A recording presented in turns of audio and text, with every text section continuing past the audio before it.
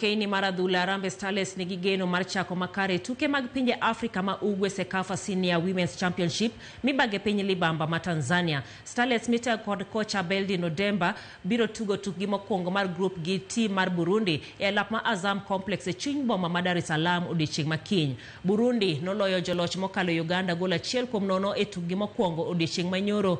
Kanyi Odemba nyaka bed gi tugo makare mondo giyud loch mokwongo. Tuke mag Sekafa biro konyo tim mar Harambee Starlets ikore ne tugo manyo utiko tuke mag pinje Afrika e kindgi kod Gambia. Kuface hizo game ziko game za Sekafa. Nashukuru kwa hiyo opportunity nimepata. Nitaweza kulana lot kutoka kwa macoach, ma players na kila mtu. Tumekuwa hapa for 2 days now. Training imekuwa poa.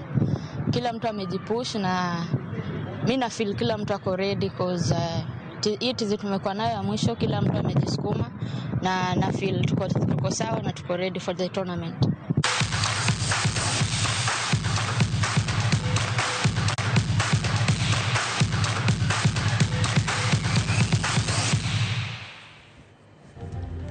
Gekanyo bende mwachopo godo giko weche manyien mago magang'ich welo mabendo aiko ni odhiambo masani achaka duogo koromo sa 3 mar otieno kuma bende wabobedo ka kelo ni chenro nero mara mine wacho ka bende motelo nondo chieng' adhialo ng'ama wuoro odiechieng' makiny wadhi bedo koda nyadende achiel kawuono mabende dwa wuoyo ewi wuongi odwa dhialo wuongi odwa pako wuongi mano kawuono e chenro mara mine wacho watudre